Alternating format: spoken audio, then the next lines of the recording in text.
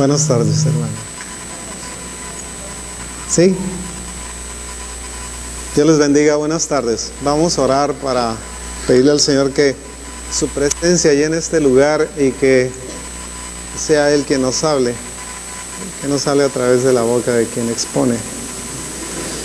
Te damos gracias, bendito Padre, por este día, Señor, por esta reunión, por esta congregación, Señor, por cada miembro que está aquí, por cada persona, Señor, que viene a saber, Señor, de tus verdades, de tus proyectos, Señor, de tus deseos para nuestra vida. Te pedimos, Señor, que seas con nosotros, que unjas nuestro corazón, nuestros labios, nuestros oídos, Señor, para que podamos expresar tu deseo. Y que podamos nosotros aprender, Señor, de estas verdades que tú tienes y que nos revelas día a día, Señor. Te damos gracias, Señor.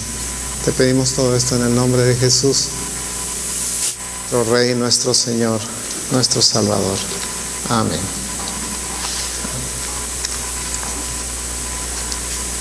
Estaba reflexionando un poquito sobre algunas de las cosas que nosotros sabemos de la Escritura, que no son tan conocidas. Hace muchos años, cuando nosotros nos convertimos, no se nos hacía suficiente el hecho de tener conocimiento bíblico, a pesar de que la Escritura había sido una revelación nueva para nosotros, porque no sabíamos nada de ella. Les confieso que yo asistí como integrante a recibir catecismo cuando era un niño. Inclusive di algo de enseñanza a ese respecto. Ya desde entonces el Señor me andaba llamando para que hablara así. Pero la verdad es que nunca me convencían las cosas, porque todo era dogmático, todo era creerlo solamente porque alguien lo decía, no porque fuera una verdad expresada, sino porque había nacido de la mente de alguien. Cuando nosotros empezamos a leer la Escritura, cuando nosotros empezamos a conocer de las verdades de la Biblia, esto abrió un horizonte para nosotros, una cosa extensa, enorme, sí, de conocimiento, de algo que para nosotros había sido oculto y había estado oscurecido, digamos, por el tiempo. Ahora se nos abría la posibilidad de conocer del Señor, ahora de una manera directa, no de la forma en la que alguien nos hablaba de Él o de la manera en la que nos exponían esas verdades, sino que ahora éramos testigos visuales, por lo menos en esa experiencia visual del testimonio que Dios había dejado para nosotros y que nos había estado oculto porque se nos había negado la posibilidad de escudriñarlo. En los 60, cuando yo era estudiante, pues también como buen estudiante me había dado a la tarea de leer la Escritura. Honestamente, no le entendí nada. Honestamente, no entendía nada. No entendía nada porque me hacía falta algo que es importante que nosotros tengamos para poder entender la Escritura, y es la presencia del Espíritu Santo, que es el que nos enseña. Podemos nosotros pretender convertirnos en teólogos y tratar de enseñar la Escritura de acuerdo a nuestros principios teológicos, hermenéuticos, homiléticos y todas esas ondas que nosotros podemos aprender en un seminario. Pero todas esas cosas se quedan muy cortas cuando las comparamos o pretendemos nosotros equipararlas con el conocimiento que la presencia del Espíritu Santo nos da a nuestra vida. A veces inclusive dudamos un poco respecto a que si el Espíritu Santo está en nosotros o no está, ¿sí?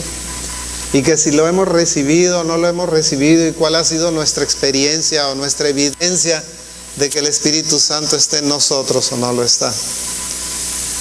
Es una cosa muy sencilla. Quiero que piensen en el Señor Jesús.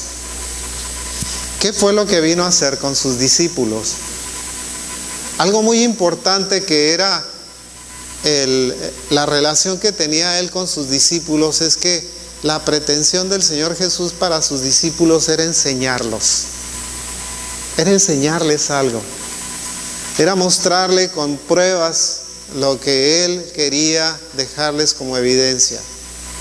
Hizo milagros, son maravillas en medio de ellos, pero fundamentalmente lo que deseaba era enseñarles algo, enseñarles lo que era el reino de los cielos, enseñarles lo que eran las verdades de ese reino de los cielos a sus discípulos.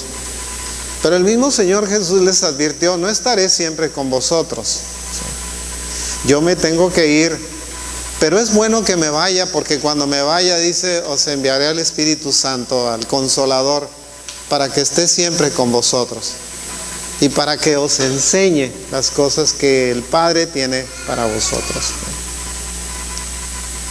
Entonces nosotros encontramos que el propósito fundamental de la presencia del Espíritu Santo en nuestra vida es continuar esa enseñanza, mantenernos en ese río de enseñanza que fue iniciado por el Señor Jesús y que había sido dejado como testimonio, digamos, de la voluntad de Dios. Si nosotros volteamos un poco más hacia el pasado, ¿sí? hacia el tiempo de los patriarcas y el tiempo de la liberación de Israel del cautiverio egipcio, encontramos que el Señor les había dejado leyes. Esas leyes habían sido puestas dentro de un instrumento que era el instrumento que representaba la presencia de Dios en la tierra. Ese instrumento era el arca de la alianza, ¿sí? El arca que tenía el propiciatorio en donde estaban los querubines tocándose las alas, ¿sí? El lugar, decían que ese lugar era el asiento de Dios, digamos, era el lugar en donde el Señor se sentaba para juzgar a la nación. Pero algo muy importante que estaba dentro de ese asiento, dentro de esa arca, que representaba el corazón de aquello que era la presencia de Dios, eran las leyes de Dios. Esas leyes estaban ahí metidas como testimonio eterno de la voluntad de Dios, ¿sí? No cambian, no se modificaron, no variaron, no fueron el resultado, digamos, de la voluntad o del capricho del hombre. Fueron sencillamente el resultado del deseo de la voluntad de Dios para su pueblo.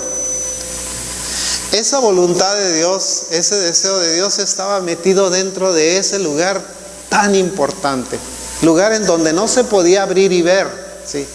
Era un sitio que estaba cerrado al hombre. El Señor se lo había manifestado. Ya en una ocasión les había predicado de la forma en la que el Señor les había dado las leyes originalmente. El Señor les había hablado en el monte Sinaí diciéndole: este es el deseo y las leyes que quiero que escuche toda la nación. De la voz de Dios oyeron la ley. Las tablas vinieron después. Las tablas fue algo que el Señor dejó como testimonio de aquello que el Señor les había dado en su palabra en el monte Sinaí. Algo que la nación dijo: ya no queremos oírlo, nos resulta demasiado pesado, fuerte, difícil de escuchar la voz de Dios. Mejor escúchalo tú, Moisés, y nos pasas tú la información a nosotros, ¿sí? Cuando Moisés sube al monte, desciende del monte, ellos ya habían escuchado la ley. La nación ya había oído cuál era el deseo de Dios, cuál eran las leyes que el Señor les había marcado. Por eso es que Él desciende y ve que la nación está idolatrando y rompe las tablas originales, las tablas escritas por el dedo de Dios. La razón de eso hubiera sido injusto, el hecho de pensar que tenían que guardar una ley que no habían escuchado, algo que les había sido dado de principio, pero ya lo habían oído, y esa fue la razón por la que se rompieron. Tiempo después, el mismo Señor le dijo a Moisés: ahora te toca escribirlas a ti, ¿sí? porque ahora se han convertido en leyes humanas, en leyes escritas por la mano del hombre. Esas leyes quedaron como testimonio de la voluntad, del deseo de Dios, juntamente con la vara de Aarón que había reverdecido y junto con aquel depósito de maná que representaba el sustento de Dios para su pueblo. Si nosotros vamos más adelante, nos vamos al tiempo del Señor Jesús, no era difícil que el Señor les enseñara estas cosas porque ellos las sabían. No hacían guerra respecto a lo que eran los fundamentos de la ley que había sido dejada a la nación como testimonio.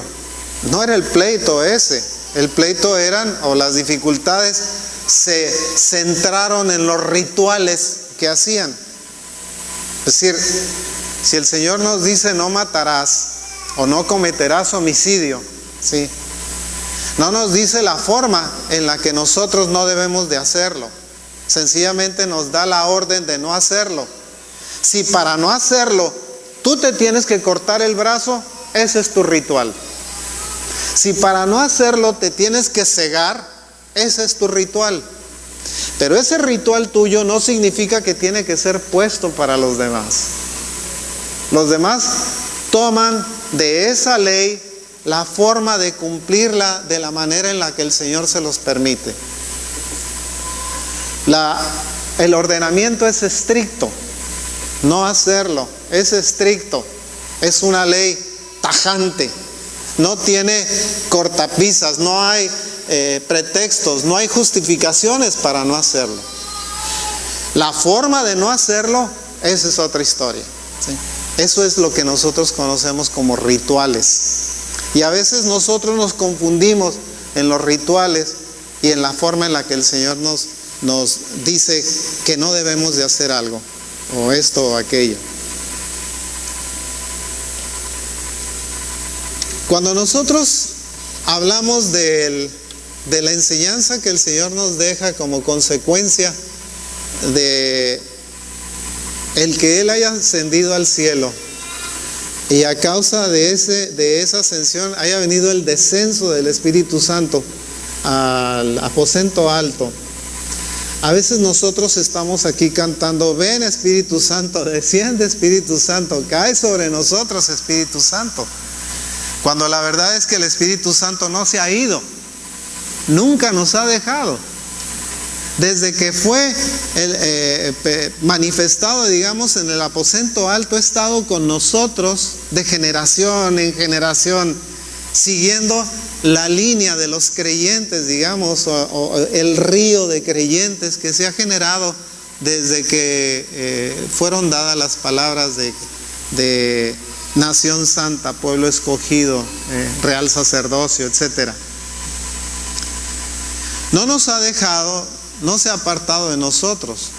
A veces el mundo ha tratado de apagar, digamos, la presencia del Espíritu Santo en este mundo, negándolo, rechazándolo, contristándolo, pero nunca nos ha dejado. Y tan no nos ha dejado que nosotros aún seguimos recibiendo la enseñanza que el Señor, que era el deseo del corazón del Señor para nosotros, de mantener una enseñanza continua, algo que nos permitiera a nosotros seguir creciendo. Si nos quedáramos en las leyes nada más, si la cosa fuera sencillamente aprendernos las leyes, el ministerio de la presencia del Espíritu Santo no tendría valor, porque hubiera sido solamente una enseñanza, algo que se hubiera quedado sencillamente en palabras, en letras o en escritos. No hubiera sido necesario que estuviera aquí en medio de nosotros enseñándonos continuamente, estando con nosotros continuamente, consolándonos continuamente, habiéndole recibido de alguna manera en nuestras vidas. Cuando nosotros pensamos en la presencia del Espíritu Santo en nuestra vida, nosotros pensamos de una manera dinámica en Él. A veces lo concebimos como que nos deja y se va al cosmos, y luego cuando estamos agobiados, en dificultades, con problemas, llorando o con tentaciones o con lo que sea, pedimos nosotros la presencia del Espíritu Santo y parece que regresa a nosotros y estamos esperando que nos traiga un sentimiento de consuelo. Sí, es cierto, ¿verdad? Pensamos, es que me viene a consolar el Espíritu Santo, porque ese es el ministerio del Espíritu Santo. No, a pesar de que el nombre sea de esa manera, ese es solamente su nombre. Y ese nombre significa también parte del ministerio que tiene. Pero fundamentalmente el ministerio del Espíritu Santo no es tanto el hecho de que nosotros seamos consolados en nuestros sentimientos, o que nosotros recibamos ese consuelo cuando nosotros estamos pasando por tentaciones, tristezas, agobio, rechazo, lo que sea, ¿sí? Sencillamente lo que hace el Espíritu Santo es recordarnos lo que la Escritura dice, recordarnos las promesas del Señor. Mantener ese recuerdo en nosotros significa que continuamente nos está diciendo: esto es lo que Dios ha prometido para ti. Dios no te está juzgando. Dios no te ha rechazado. Él no te ha dejado de amar. Él sigue amándote con la misma intensidad cuando tú estás en tu mejor momento que cuando tú estás en tu peor momento. Dios te sigue amando igual. Él no deja de amarte. Nosotros a veces pensamos que Dios se aleja de nuestra vida porque hemos cometido errores, se nos ha soltado la lengua, hemos ofendido a alguien, inclusive hemos ofendido a Dios.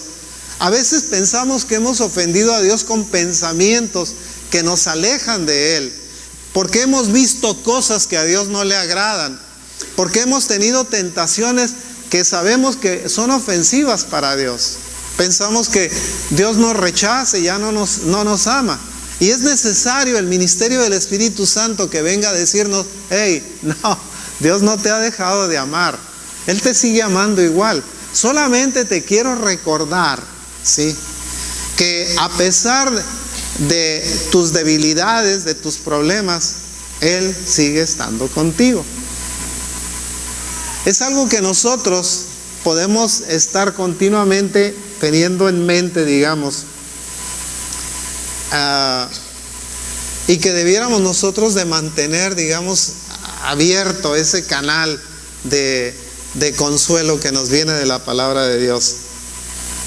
La verdad es que cuando nosotros hablamos del Espíritu Santo como parte, digamos, de esta manifestación divina, ¿sí?, como parte de esta manifestación divina que se relaciona con nosotros, ¿sí? Vaya, entendámoslo bien, ¿sí? No estamos hablando de un tercer Dios, estamos hablando de una manifestación de Dios hacia nosotros. La manifestación de Dios hacia nosotros inicialmente fue la creación. La manifestación de Dios hacia nosotros a la mitad, digamos, de ese tiempo, o dentro de la mitad de ese tiempo, fue la redención, fue la muerte vicaria de Cristo, fue el pago por nuestros pecados en una cruz, algo que Dios mismo hizo. Cuando el Señor nos deja, no nos abandona, nos envía al Consolador, que es la misma presencia de Dios, pero ahora en nosotros, habitando en nosotros, en nuestros corazones, en nuestra vida. No nos abandona porque fuimos al baño, no nos abandona porque estamos nosotros manejando, no nos abandona porque estamos nosotros en condiciones que son ofensivas para Dios. No nos abandona a pesar de eso. Siempre está ahí diciéndonos y recordándonos cuáles son las verdades y qué es lo que espera Dios de nosotros. Cuando cometemos un pecado, cuando nosotros cometemos una falta, siempre hay algo que nos está diciendo, estás haciendo mal. Eso lo llamamos la conciencia, ¿sí? Porque la conciencia es una manifestación del Espíritu, sencillamente. Es la forma en la que el Señor nos habla a nuestro entendimiento, digamos, a través de esa conciencia que nos redarguye, que nos incita, que nosotros nos salgamos de la situación por la que estamos pasando. Lo que ocurre muchas veces es que nosotros empezamos a cauterizarla porque no le hacemos caso. Una conciencia cauterizada es que usted cometa un pecado y el Señor a través de su Espíritu le diga, estás haciendo mal, y usted diga, no importa, al cabo nadie se va a dar cuenta. Empieza a cauterizar la conciencia. La siguiente vez la voz va a ser más débil y más débil de su conciencia y más débil de su conciencia hasta que la voz no exista. Entonces ya no tiene nada que lo detenga, ya no tiene nada que le diga que está mal. Si ponemos nosotros el ejemplo de los políticos, a los políticos les pueden decir rateros y no les duele, porque tienen la conciencia cauterizada, ¿sí? No les duele absolutamente, no les molesta. Hey, díganme lo que quieran, de todas maneras no me importa, ¿sí? Entonces nosotros llegamos a la conclusión de que del Espíritu Santo sabemos muy poco, porque pensamos de Él en función de las manifestaciones que tiene para nuestra vida, y esas manifestaciones que tienen para nuestra vida son superficiales, muchas veces son algo que tenemos como si fuera una evidencia solamente. Decimos que tenemos el Espíritu Santo porque hablamos en lenguas, porque recibimos al Señor Jesucristo en nuestra vida, porque tuvimos una manifestación, algún sueño, alguna visión. Eso no es suficiente.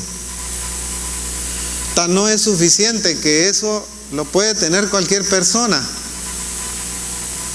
Lo que es suficiente, lo que es evidencia de esa presencia, es que el Espíritu Santo continuamente nos está recordando las leyes de Dios. Esas leyes que Dios espera que sean parte de nuestra conducta, parte de nuestra vida, que estén fundidas dentro de cada célula en nosotros, ¿sí? Que sean parte nuestra. Que no se separen, que aunque nos cambien las células, las siguientes de todas maneras van a tener la información, ¿sí? Y las siguientes tendrán la información anterior. Y siempre vamos a estar recibiendo esa información de esa presencia del Espíritu Santo en nuestra vida. Cuando nosotros decimos que recibimos el Espíritu Santo, eso significa que nosotros echamos mano de algo que está ahí. Decimos que hemos recibido al Espíritu Santo porque nosotros nos convertimos, digamos, en el templo viviente de la presencia de Dios. Todos nosotros somos un templo. Por eso es que la Escritura dice que Dios no habita en templos hechos de manos de hombres, ¿sí? No somos el producto de un robot o de un proyecto, digamos, de creación del hombre. Somos el producto del proyecto de la creación de Dios. Nosotros somos creación de Dios, pues. Dios habita en nosotros porque habita en su propia creación, habita en su propio templo que Él hizo. Nosotros somos ese templo portador, digamos, de la presencia de Dios. Dios, cuando nosotros nos salimos de este lugar, se va con nosotros, no se queda aquí. Este no es un lugar que sea habitación de Dios permanente, no lo es.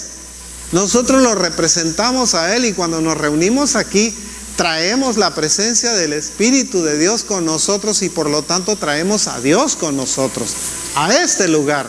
Y aunque estemos uno o dos, está la presencia de Dios en este lugar. ¿Sí? Eso es indistinto. ¿Qué hacemos cuando nos juntamos a alabarlo? Sencillamente nos unimos en un solo espíritu para alabar a aquel del cual reconocemos que nos dio vida y que nos trajo su verdad a nosotros.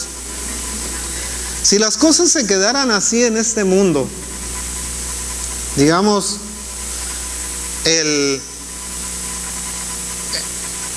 no esperáramos más, pues, no hubiera diferencia.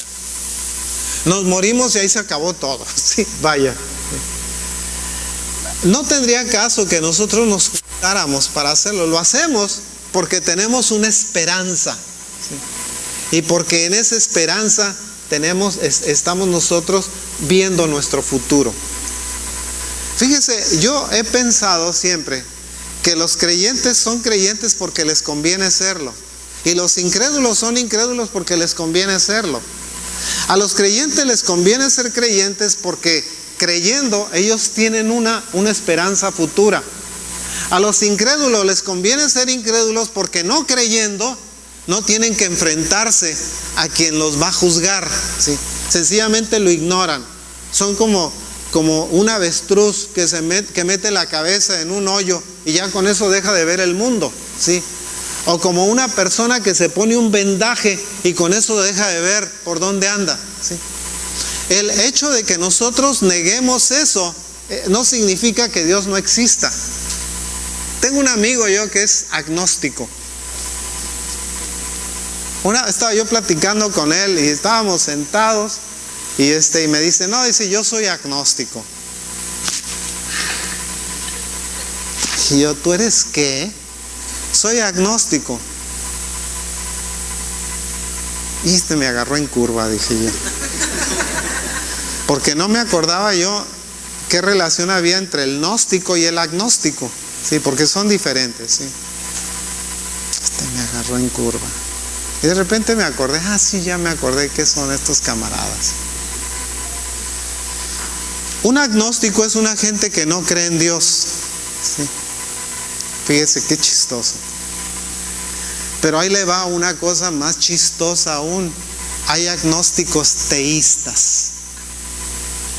Hay gente que no cree en Dios, pero sí cree en Dios. Y se queda así patinando diciendo, ¿cómo puede ser eso? ¿Cómo puedes no creer en Dios y sí creer en Dios? Porque él es un agnóstico teísta. No te entiendo, le digo. Tú no puedes decir que la mitad del mundo existe y la otra mitad no, porque no la has visto. ¿Sí? Es decir que el universo no existe porque no lo has visto. Eso es como decir que tu espalda no existe porque jamás te la has visto. Pues, es absurdo tu pensamiento. Es conveniente. Le voy a decir por qué es conveniente. Porque no creer en Dios, digamos, es no tener que darle cuentas. Pero siendo teísta, me amarro en dedo, ¿sí? un hilito en el dedo, y no es cierto, yo sí creo en ti. ¿Sí? Esto que le estoy diciendo es para nada más. Pero en realidad, dentro de mí mismo sí creo en ti. Eso no puede ser. ¿Sabe por qué? Porque el Señor nos trajo a toda verdad. ¿Sí? El Espíritu Santo, dice la Escritura, que nos llevará a toda verdad. De manera que cuando nosotros nos encontramos con una gente así, un agnóstico, ¿sí? Estamos en presencia de alguien que no está siendo inspirado por el Espíritu Santo. Porque el Espíritu Santo lo que hace es dar testimonio de la presencia o del ministerio de salvación del Señor Jesucristo. ¿Sí? El Espíritu Santo nos da testimonio de la existencia de Dios. No de que si Dios existe porque me conviene que exista, o no existe porque no me conviene que exista. ¿Sí? Esa es la diferencia que tenemos. Cuando nosotros tenemos esa presencia del Espíritu Santo, esto nos La tenemos porque la manifestamos por fe. Esa fe hace que nosotros, en contra de nuestros, si usted quiere, razonamientos brillantes que surgen de nuestra cabeza, ¿sí? A pesar de que nuestro cerebro nos está diciendo que no, nuestra fe nos está diciendo que sí. Y eso es lo más importante, que nosotros estamos aquí porque nuestra fe nos dice que nosotros debemos de estar aquí. ¿Me explico, hermanos? Nuestra fe nos dice, nuestro razonamiento nos puede decir, está más interesante el partido de fútbol. Sí, ese es nuestro razonamiento. Pero nuestra fe nos dice, tienes que ir a adorar a Dios. Porque tienes que manifestar lo que crees delante de tus hermanos y delante de Dios también. Si no lo haces, tu fe es una fe muy flaca. Y la presencia del Espíritu Santo en tu vida está siendo muy débil. Porque estás prefiriendo las cosas del mundo que las cosas de Dios. Hay justificaciones, si usted quiere, para no venir. Hay justificaciones para quedarse en casa, para hacer otra cosa, para bañar al perro, para lo que sea, sí. Pero ninguna justificación está por encima de la conciencia que el Señor le da de que no debe dejar de reunirse, no dejar de congregarse, dice la Escritura. Este no fue un invento de alguien que está parado aquí diciéndoles lo que tienen que hacer o lo que se debe de hacer. Esto fue algo que fue dejado para la conciencia del hombre. Y esto fue algo que fue dejado al ministerio del Espíritu Santo para que lo recuerde al hombre, para que le recuerde al hombre lo que tiene que hacer. No solamente por el hecho de la voluntad, digamos, de alguien, de que deben de estar aquí porque yo lo digo. No es esa voluntad. Si nosotros somos hijos de Dios, y decimos que somos hijos de Dios, porque el Señor Jesucristo es nuestro hermano, y porque la mayor declaración que hizo el Señor Jesucristo fue decir, yo soy hijo de Dios. ¿Sí? Mi Padre dice, que está en los cielos, dice, y yo somos uno. ¿Sí? Yo lo conozco y Él me conoce a mí, y lo que yo digo, lo digo de parte de Él. Venimos nosotros aquí manifestando precisamente esa presencia. Yo soy hijo de Dios. ¿Por qué? No porque a mí se me haya ocurrido, sino porque la presencia del Espíritu Santo me dice que soy un hijo de Dios. A veces se me olvida, la verdad, y a veces nosotros vivimos en un mundo que nos hace olvidarnos de quiénes somos, que nos hace olvidarnos de nuestra identidad. ¿Sí? A veces pensamos que es más importante ser amigo de Yuri que ser un hijo de Dios. ¿Cierto o no es cierto? Porque a los demás les podemos presumir eso, pero no podemos llegar con alguien y decirle, ¿sabes qué? Te tengo una noticia. Soy hijo de Dios. Se van a burlar de usted, se van a reír. ¿Sí? Y como no queremos eso, ¿sí?, nos mantenemos eso muy en lo secreto. Pero ese es el mayor título que tenemos, que somos hijos de Dios. Por eso la Escritura nos dice, podemos clamar, Abba Padre. ¿Sí? Mi papá, mi papi, ¿sí?, mi querido Padre, mi adorado Señor, mi querido Padre. ¿Sí? Yo tengo un papá que está en los cielos.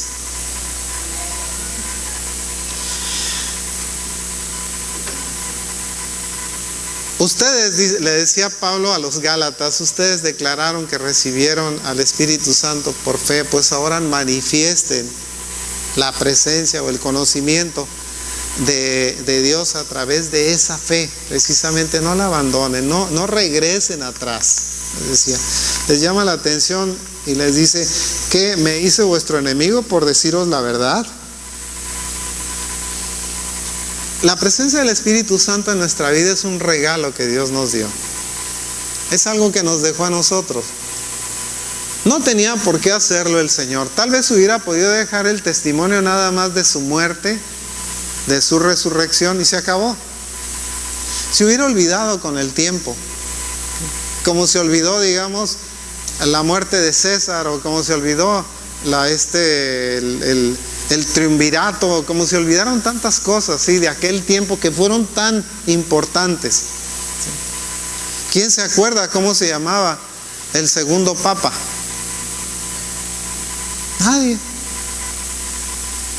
Nadie se acuerda. Es más, si les pregunto cómo se llamaba el primero, tal vez muy poquitos lo sepan. Se llamaba León, sí, el primero. Tenemos pues nosotros que la presencia del Espíritu Santo nos recuerda continuamente cuál es el deseo de Dios para nosotros. Este Consolador también nos hace una pregunta: ¿qué tan bien le conozco? ¿Sí? Póngase a pensar, ¿qué tan bien conoce usted el Espíritu Santo? Piénselo. ¿Qué tanto le conoce? Porque esté en nosotros, bueno, pues si algo está en nosotros debemos de conocerlo, ¿sí? Pero ¿qué tanto le conocemos? Y la verdad, a veces nos quedamos cortos en el conocimiento que tenemos de Él. No llegamos a experimentar esa cercanía, porque pensamos que viene y se va, y viene y se va, y viene cuando le decimos que venga porque nos sentimos agüitados, y se va cuando ya nos sentimos alegres, ¿sí? Cuando estamos en pachangas ya no está, ¿sí? Porque Él viene nada más a andarnos vigilando de que nos portemos bien, de que hagamos las cosas rectamente, correctamente, etcétera, ¿sí? Y cuando nosotros nos portamos mal, nos viene a decir: Dios te va a mandar al infierno, ¿sí? Tal cosa no es cierta. Eso no es cierto. La presencia que tenemos nosotros del Espíritu Santo en nuestra vida es que Él nos dice continuamente, y se lo repito nuevamente: Dios te ama. Dios te ama. No te olvides de esto. Y Él es el que nos lleva inclusive a decir: ven, Señor Jesús. De otra manera pudiéramos nosotros decir, pues que sea la voluntad de Dios que venga cuando venga, ¿sí? O va a venir cuando va a venir. Pero no, esta presencia es la que nos está diciendo continuamente: ven, Señor Jesús. Ven, Señor Jesús. ¿Por qué? Porque tenemos hambre, Señor, y sed de justicia. Porque queremos verte, Señor, porque queremos conocerte, Señor, porque lo más grande que podamos ver nosotros en el cielo va a ser a ti, ¿sí? No las puertas y los puentes y las calles de oro y todas esas cosas que nos dice la Escritura que van a estar ahí. Lo más importante va a ser conocer a quien nos hizo. ¿Por qué nos hizo? ¿Para qué nos hizo? ¿Por qué estamos metidos en todos estos líos? ¿Cuál fue el propósito de tenernos en estas condiciones? ¿Por qué la espera? Estamos nosotros esperando que venga el Señor y a veces nos desesperamos porque no llega, porque no viene. Cuando estemos allá le vamos a poder decir: Señor, ¿por qué nos hiciste esperar tanto? A ver, explícame por qué, ¿sí? Digo, no te puedo pedir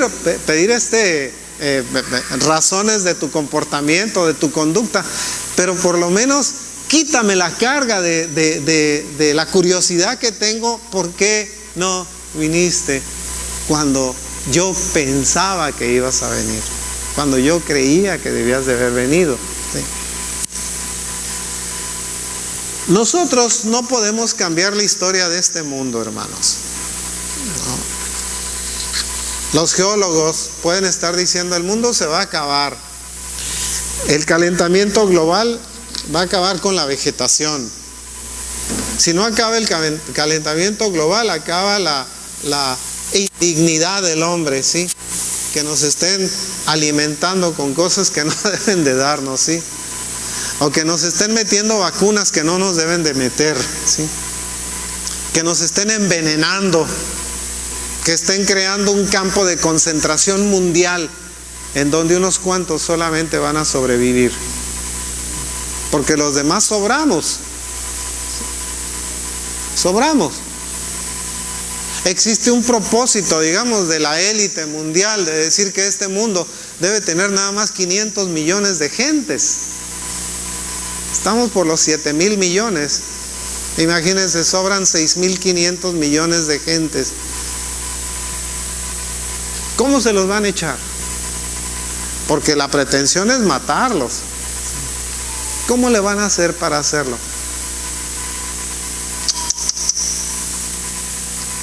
Lo están haciendo.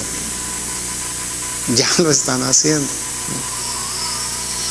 Hablamos nosotros a veces de tribulaciones y de dificultades y pensamos que la tierra se va a abrir y que van a caer rayos y cosas y eso, y tal vez ya estemos pasando por eso.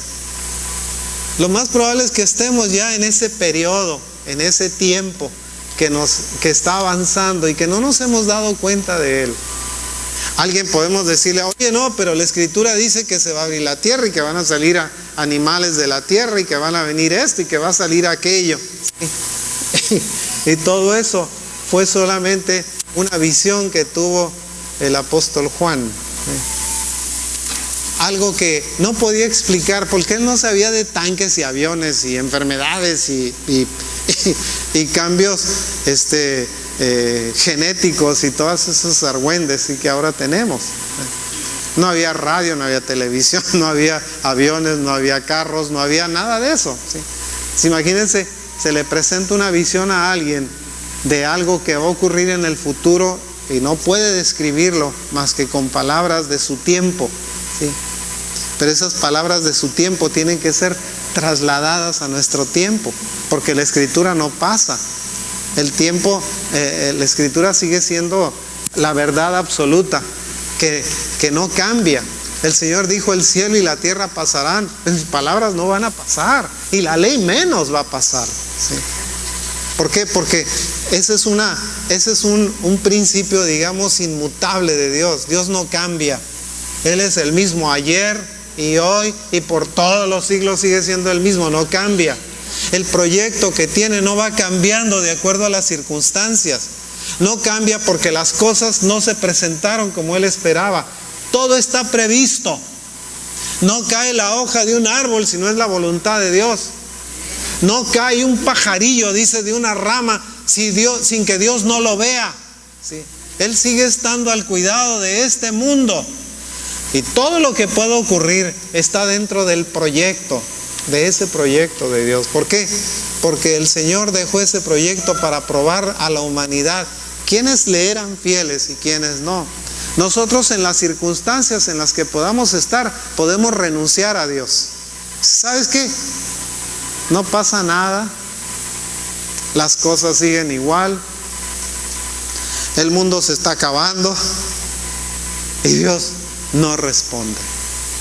Está como en un silencio, ¿sí? Como si no nos hablara, pero continuamente nos está diciendo, ¿ya viste el temblor que pasó en tal parte? ¿No te acuerdas que te avisé que iba a haber temblores? Ajá. ¿Ya viste el tsunami que ocurrió por allá? ¿No te acuerdas que te avisé que iba a haber tsunamis también? Ajá. ¿No han aparecido señales en los cielos? ¿No te avisé que iba a haber señales en los cielos? Ajá. Pero los apercibidos son los que están viendo eso. Los que están desapercibidos dicen, ay, eso ha pasado todo el tiempo. Siempre ha habido estas cosas. Temblores hay cada rato. Eso no es cierto, hermanos. En la historia nunca se había visto toda esta serie de cambios que está teniendo el mundo hasta la fecha.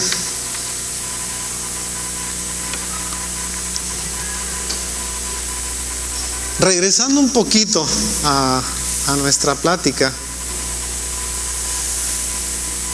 nosotros podemos sentir nuestro corazón sobrecargado muchas veces por tentaciones, por desánimo, por rechazo, por pecado, por faltas que hemos cometido, por vergüenza, por tristeza. Y les decía que a veces pensamos nosotros que la manera en la que Dios responde es, o el Espíritu Santo responde es trayéndonos consuelo, como si fuera un baño, digamos, en el cual nos sentimos bien hoy y al día siguiente volvemos a levantarnos y sentimos otra vez la carga, esa carga pesada que vamos teniendo. Pero el Señor no actúa de esa manera. Cuando nos dice una verdad, o cuando el Señor nos habla de una verdad absoluta, esa verdad es para que nosotros la recordemos hoy y mañana y el resto de la semana y el resto del año y el resto de nuestra vida, y que no se nos olvide, ¿sí? Si nos pone pruebas es para enseñarnos algo. Y déjame decirle una cosa, dice la Escritura: no os ha sobrevenido tentación que no sea humana, dice. Más fiel es Dios, que juntamente con la tentación nos dará la salida para que podáis resistir, ¿sí? ¿Okay?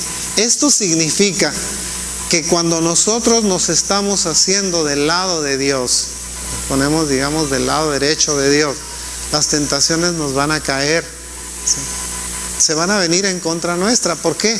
Porque nosotros nos estamos declarando enemigos del diablo. Eso es lo que estamos haciendo. ¿Usted cree que el diablo va a molestar o dejar de molestar a sus seguidores o molestar a sus seguidores porque nosotros le estorbamos? Nos viene a dar lata a nosotros, ¿sí? Nosotros somos su punto de choque, ¿sí? Los otros pues ya los tiene. A nosotros, a los que quiere agarrar y llevarnos otra vez a aquel lugar, renunciando, negando, rechazando a aquel que nos trajo salvación. Mucha gente lo hace diciéndose cristianos. No, Dios no se ocupa de estas cosas. Otra vez se convierten en agnósticos teístas. Creo en Dios, pero no creo en Dios. Creo en Dios, pero no creo lo que Dios dice, ¿sí? Creo en Dios, pero no creo que Dios esté interesado en mi vida. Creo en Dios, pero no creo que Dios se meta en la naturaleza, la madre naturaleza, ¿sí? O el universo. No creo que Dios tenga que ver con que la luna se ponga de cabeza o se voltee o haga lo que haga. Dios no tiene que andarse ocupando de esas pequeñeces. Dios es más grande que eso, ¿sí? Entonces, ¿para qué habla del pajarillo y de la hoja? Dice que no, que cae la hoja de un árbol. Otra vez repitiendo, no cae la hoja de un árbol sin que Dios no lo permita, ¿sí? ¿Para qué se ocupa de una hoja? ¿O para qué se ocupa de una hoja y nos deja la luna que haga lo que quiera? O que el sol le pase lo que le pase. Es increíble que nosotros pretendamos dividir la mano de Dios, digamos, de esta naturaleza o de este mundo o de este universo o de nosotros mismos, porque no le creemos, ¿sí?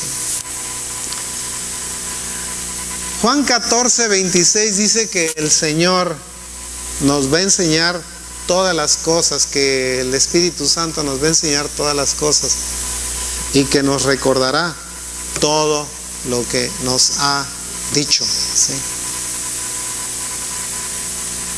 Si yo le preguntara, oiga, deme los 10 mandamientos, ¿sí?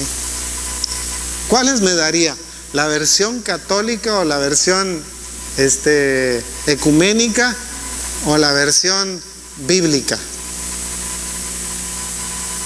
¿Cuál me daría? Seguro es que se interesara más por la versión bíblica, porque es en donde está la verdad, ¿sí? La otra, la versión católica, la han oído, ¿verdad? Sí la conocen. Pues todos eran católicos, no se hagan. La versión católica la conocen. La versión católica suprimió, por ejemplo, el 4º mandamiento, ¿sí? Cambió el primero y le puso otro nombre, ¿sí? E hizo una serie así de cambios para justificar, digamos, que tengamos un mono colgado ahí, ¿sí? Porque el mono es muy importante. Ver al mono es sumamente importante. Hincársele al mono lo máximo que puede hacer. Pedirle al mono, no hay nadie más que le vaya a contestar que el mono, ¿sí? Eso es lo que nos enseña. Pero eso no es lo que la Escritura dice, porque la Escritura dice en el primer mandamiento: no tendrás dioses ajenos delante de mí. Y riájale, se acabaron los monos, ¿sí? Se acabaron los ídolos. Se acabó todo aquello que nosotros antes pensábamos que era muy sagrado, muy santo, muy respetable, y se convirtieron en paja, en hierba, en madera, en cemento, en yeso, en cosas que se pueden quebrar, que necesitan cargarlas, que necesitan hablarles para que se comuniquen con nosotros, porque no hablan, porque no oyen, porque no ven.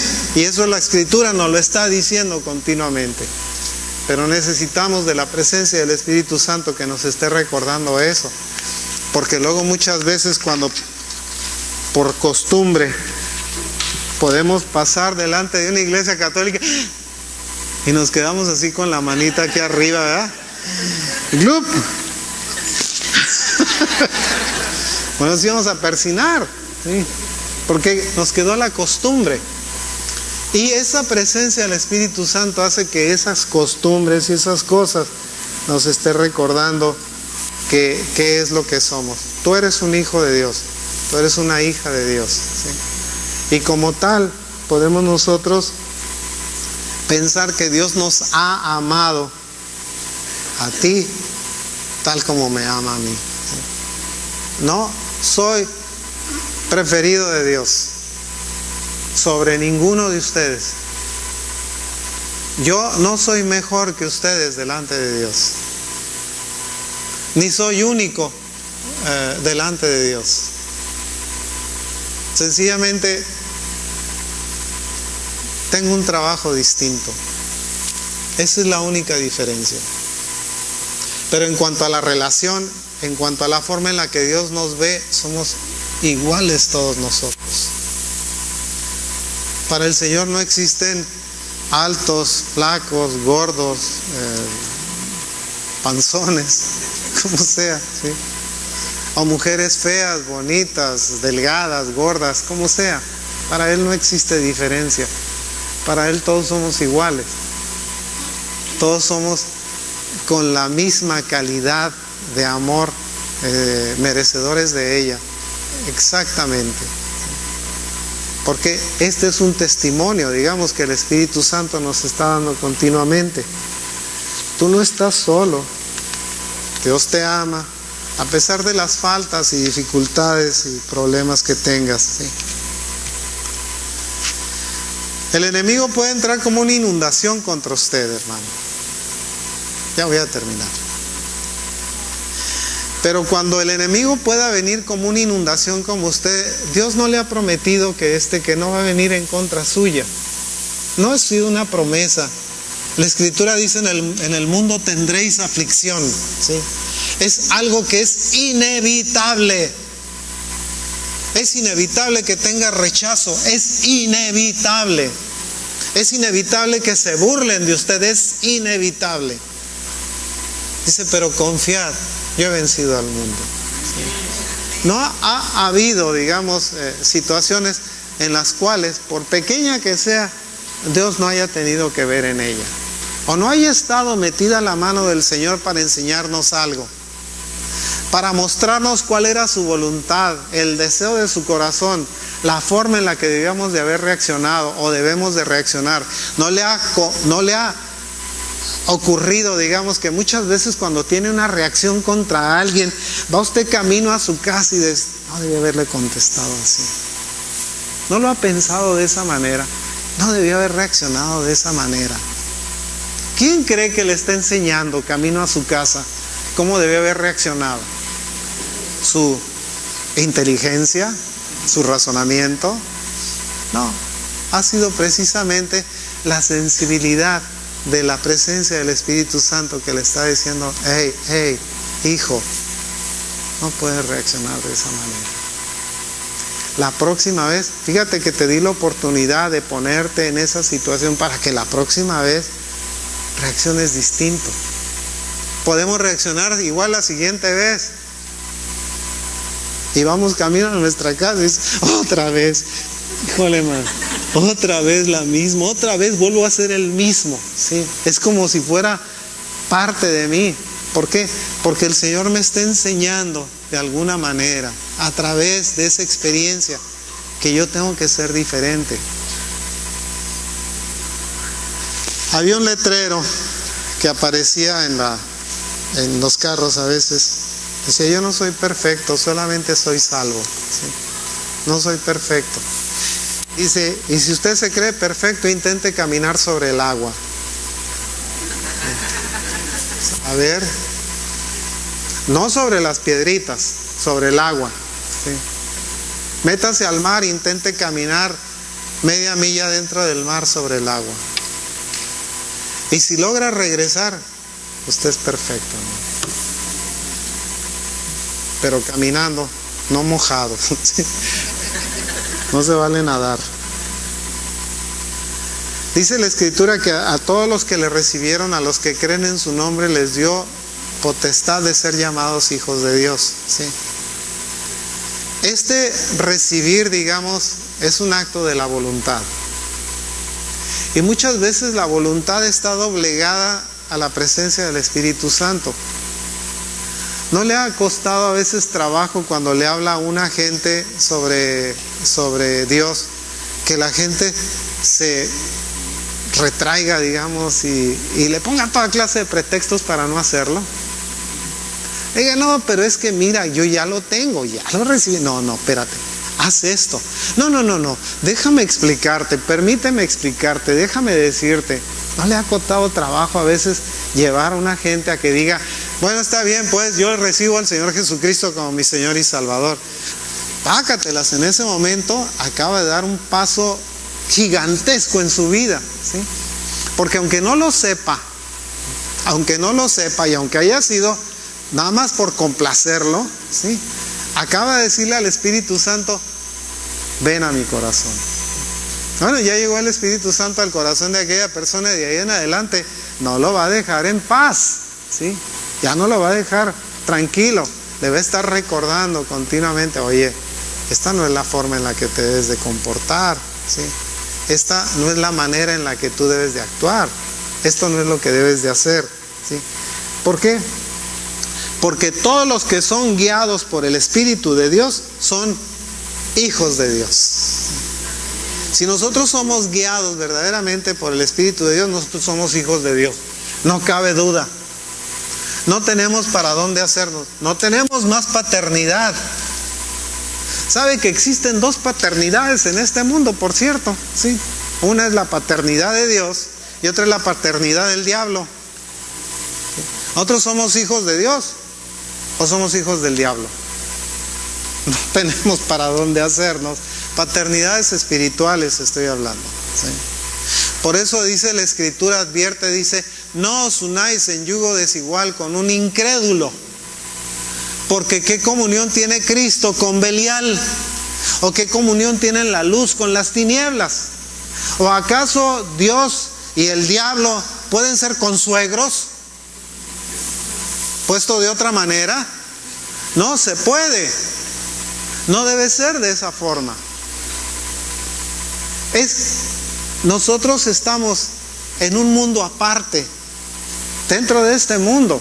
El mismo Señor Jesús dijo, Padre, yo no te pido que los apartes del mundo, no, lo que te pido es que los apartes del mal, ¿sí? No los puedes apartar de este mundo, no nos vamos a ir a la luna o a Marte. Estamos viviendo aquí en este mundo, en donde estamos mezclados, trigo y cizaña, buenos y malos, creyentes e incrédulos. Seguimos estando revueltos, pero no somos iguales, porque no podemos clamar la misma paternidad unos y otros. Por ahí el diablo ha convencido a la gente diciéndole, todos somos hijos de Dios. No. La condicionante para hacerlo es haberle recibido, y la condicionante para hacerlo es creer en Él, ¿sí? Todos somos criaturas de Dios Ahí sí es cierto, eso sí es cierto. Somos creación de Dios, pero no somos hijos. No todos somos hijos. Los hijos son escogidos. Es una nación muy especial. Es una nación reservada, santa, distinta, ¿sí? Es una nación que tiene otro comportamiento. Es una nación que se rige por leyes estrictas, por leyes que le demandan y que están escritas en su conciencia. Por eso es que es muy difícil que un cristiano pueda ser político, pues, porque lo corrompen, o porque se tiene que corromper para hacerlo. Pensarán que estoy hablando de política, pero no es cierto. Estoy hablando de realidades nada más, de algo que ocurre como una realidad. Usted no puede ser gerente de un prostíbulo, pues. No puede serlo, ¿sí? Porque su conciencia no lo va a dejar, porque le va a decir, no puede ser que tú te dediques a eso. ¿Sabe que me ofrecieron un negocio muy lucrativo? Sí, muy lucrativo. Hace apenas una semana me ofrecen un negocio de distribución de tequila. Fíjese. Me dijo, en la primera venta son 180,000 pesos. Wow, dije, muy lucrativo. Pero por ahí, un grillito que tengo en la cabeza me dice, tú no puedes hacer eso. Sí. Y le dije, no cuentes conmigo, yo no puedo hacer eso.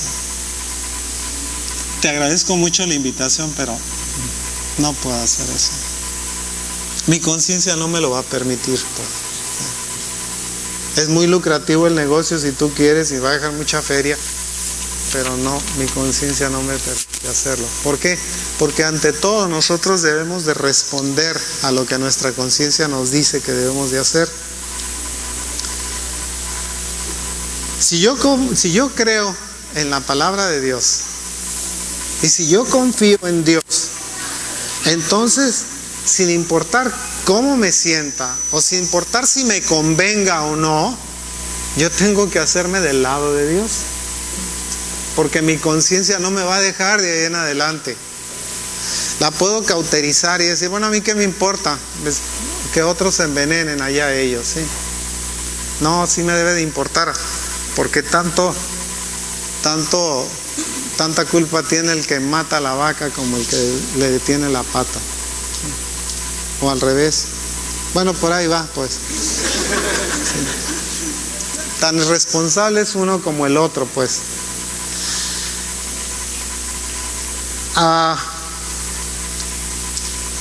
Piensa en un momento en un ser querido que usted conozca. Muchas veces están en problemas, sí, tal vez se encuentran en dificultades, pasando por alguna enfermedad incurable o por una enfermedad que los está poniendo cerca de la tumba. ¿Qué hace?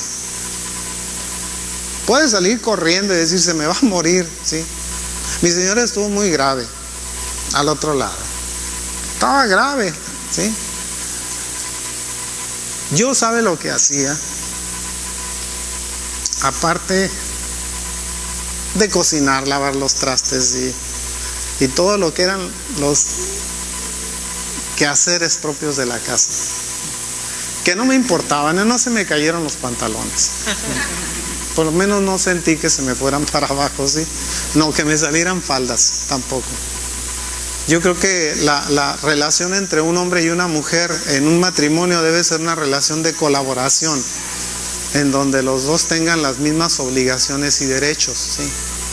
No, yo soy machito y por lo tanto yo nunca lavo los trastes. No, hermano, se me quebraban las uñas, ¿sí? Del jabón, en serio, ¿sí? Y ahora entiendo por qué a las mujeres se les quiebran las uñas, ¿sí? Se les debilitan mucho y se fracturan muy fácil. Bueno, pues también eso me pasaba. Pero lo que hacía en las noches es que me paraba, ¿sí? Me iba a la sala y solito ahí sin decirle a nadie. Ni siquiera a mi esposa, ¿ves? Me ponía a decirle: Señor, no me vayas a quitar a mi pareja. Te lo suplico. ¿Tuvo algo que ver? Estoy seguro que sí. ¿Sabe por qué? Porque el mismo Espíritu nos hace que nosotros le pidamos con gemidos indecibles también lo que Él espera de nosotros, pues, lo que espera de nuestra vida. Hubiera podido decirle como aquel chiste, ¿verdad? Hacerle así: ¿qué estás haciendo, viejo? Pues te estoy espantando los opilotes, man. Estás muy grave, ¿sí? Las cosas no se ven bien. Pero no hacía eso. Me ponía a orar, porque no tenía otra cosa que hacer. Hubiera podido tomar una actitud indiferente.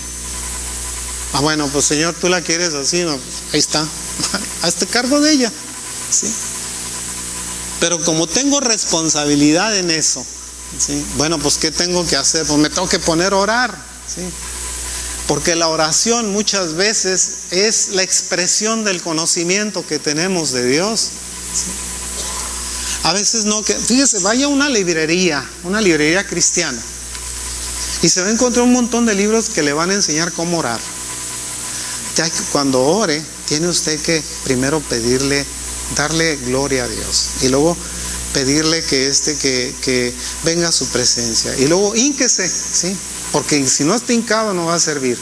Y le dan una serie de datos ahí, y cuando usted pretende poner toda esta sarta de leyes en proyecto, no le funcionan.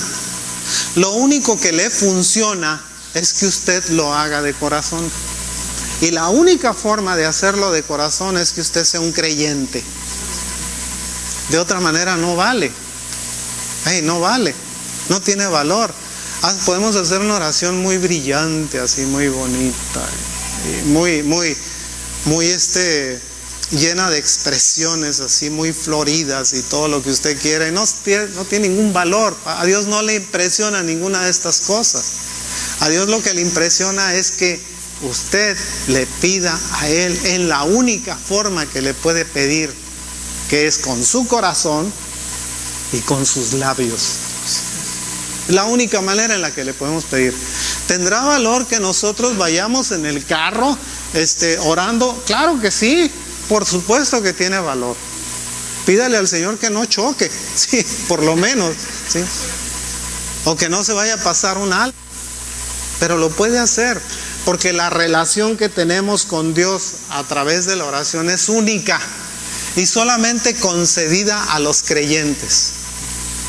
Usted, como si es una persona incrédula, usted no puede orar, porque le hace falta algo que es indispensable para que nosotros nos podamos relacionar con Dios, que es la presencia del Espíritu Santo en su vida. Y esa presencia es algo que nosotros no podemos sustituir o cambiar.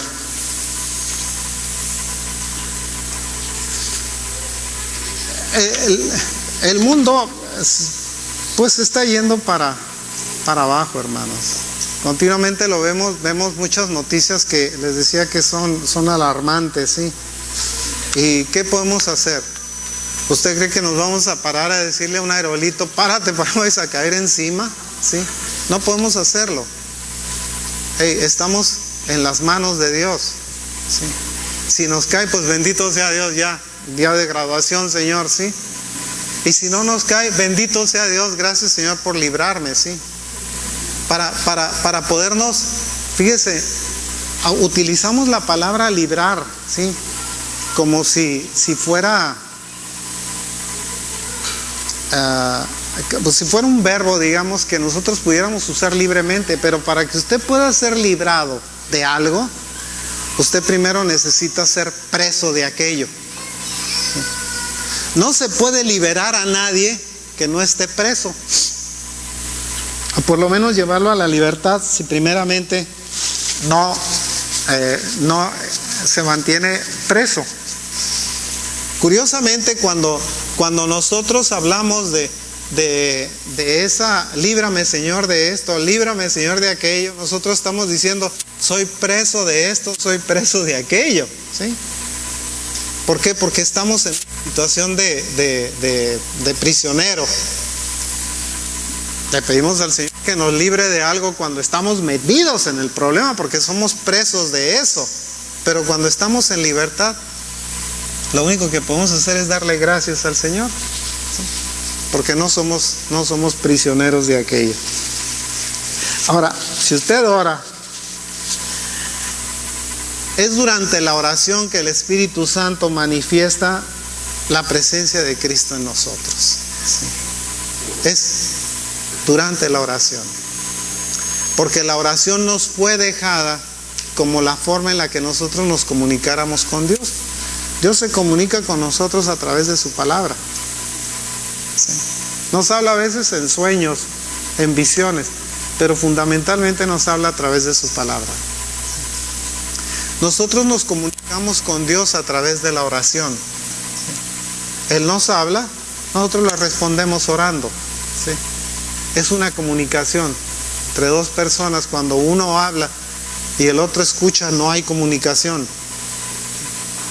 Cuando uno habla y el otro responde, empieza a haber comunicación.